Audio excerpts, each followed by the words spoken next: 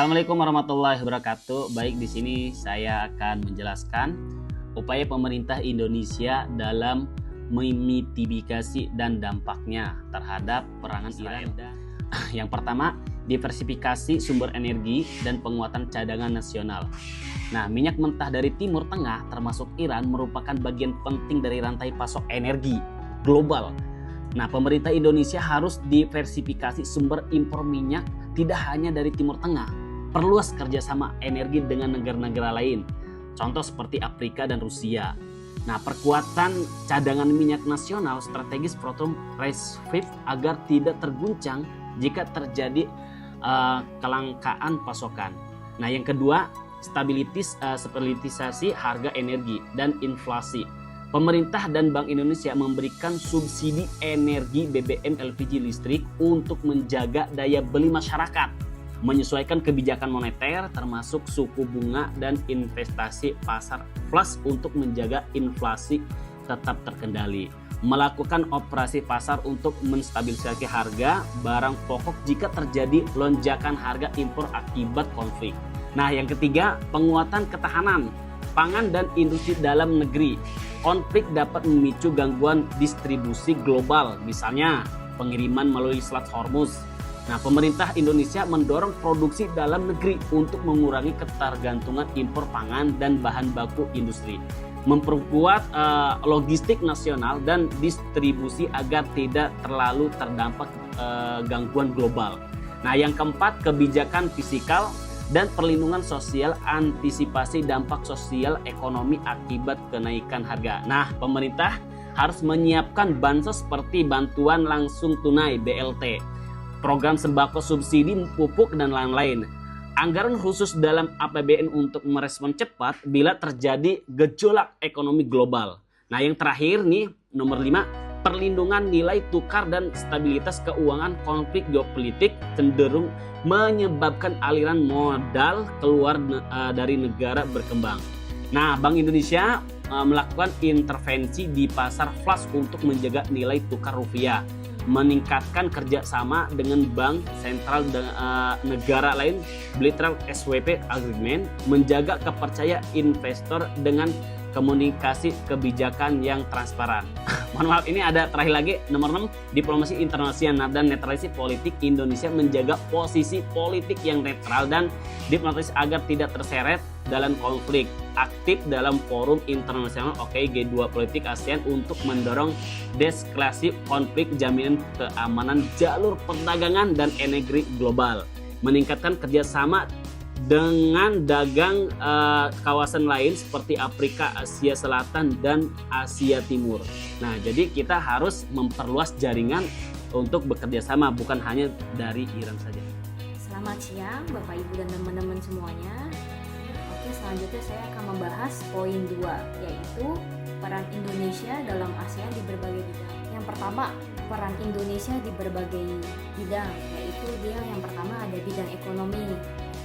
Apa aja sih peran ASEAN di dalam bidang ekonomi? Yaitu ada Pro ASEAN Free Trade Area, yaitu Indonesia mempelopori pembentukan AFTA di tahun 1992, yaitu membuka gerbang bagi relasi perdagangan dan investasi di kawasan ASEAN.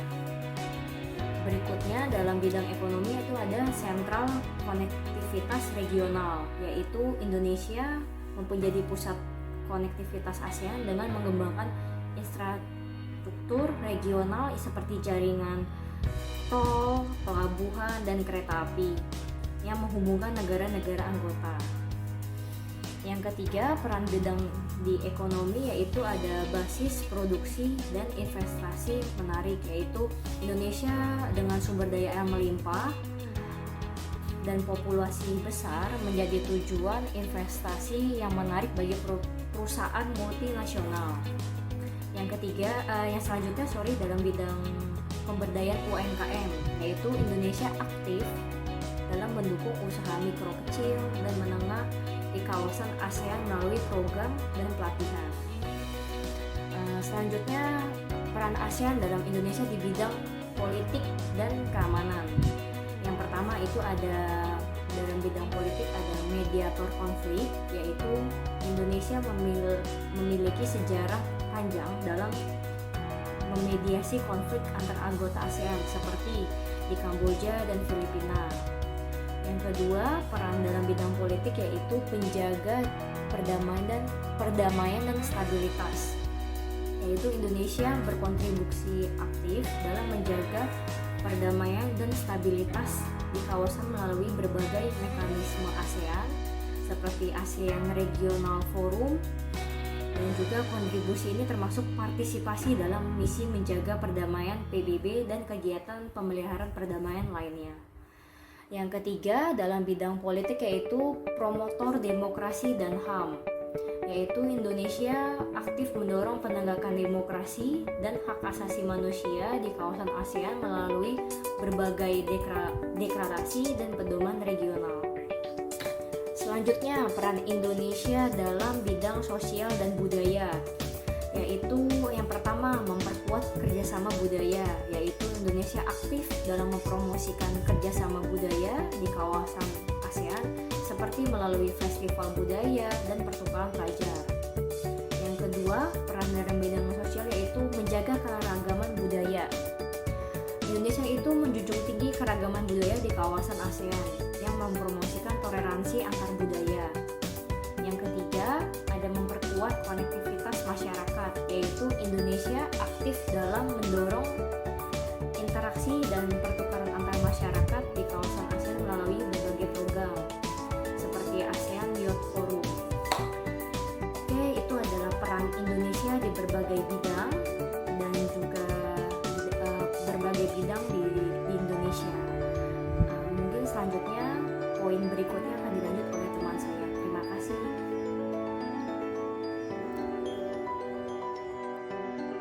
Bapak kalian, Indonesia punya peran penting di panggung dunia. Salah satunya melalui forum internasional yang dikenal dengan nama G20. G20 atau Group of 20 adalah forum kerjasama ekonomi internasional yang terdiri dari 19 negara dan Uni Eropa. Forum ini mewakili lebih dari 80% ekonomi dunia, 75% perdagangan internasional, dan 2/3 populasi global. Indonesia bergabung dalam G20 sejak awal dibentuk tahun 1999 sebagai negara berkembang terbesar di Asia Tenggara. Indonesia berperan sebagai jembatan antara negara maju dan negara berkembang. Peran utama Indonesia di G20 ialah yang pertama menyuarakan kepentingan negara berkembang, lalu mendorong inklusivitas dalam pertumbuhan ekonomi global, dan mengangkat isu-isu penting seperti perubahan iklim, ketahanan pangan, dan transformasi digital pada tahun 2020. Indonesia bahkan menjadi tuan rumah KTT G20 di Bali dengan tema Recover Together atau Recover Strong. Indonesia mengajak dunia pulih bersama setelah pandemi COVID-19. Saat itu Indonesia berhasil mendorong kolaborasi global untuk mendukung transisi energi bersih, meningkatkan sistem kesehatan global, dan memperkuat ekonomi digital yang inklusif. Melalui G20, Indonesia membuktikan bahwa suara negara berkembang penting dan bisa membawa perubahan besar di tingkat global. Jadi bukan hanya ikut serta, Indonesia aktif berkontribusi dan memimpin perubahan global. Itulah wajah Indonesia di G20 sebagai pemimpin, penghubung, dan penggerak masa depan dunia. Baik, selanjutnya ada di poin 4 adalah hutang luar negeri. Pertama-tama, apakah hutang luar negeri? Hutang luar negeri adalah kewajiban finansial suatu negara kepada pihak asing meliputi pinjaman dari negara lain, pinjaman dari lembaga keuangan internasional, World Bank atau IMF atau sebagainya. Dari penerbitan obligasi di pasar internasional juga bisa, biasanya dalam mata uang asing atau US dollar atau euro atau mungkin mata uang Jepang juga bisa digunakan untuk membiayai pembangunan infrastruktur, program sosial, atau menutupi defisit anggaran. Kondisi hutang luar negeri Indonesia saat ini posisinya kita punya hutang di 2025 adalah 400 27,2 miliar US dollar per Februari. Trennya menurun dari 427,9 miliar US dollar per Januari 2025. Kuartal pertama 2025 430,36 miliar US dollar, naik dari 426,03 US dollar miliar US dollar di kuartal 4 2024. Karakteristiknya adalah positif. Struktur waktu biasanya 99% hutang pemerintah dan 75,5% hutang swasta berjangka panjang. Proyeksinya, hutang pemerintah diproyeksikan turun menjadi 38,3% dari PBD dalam jangka menengah.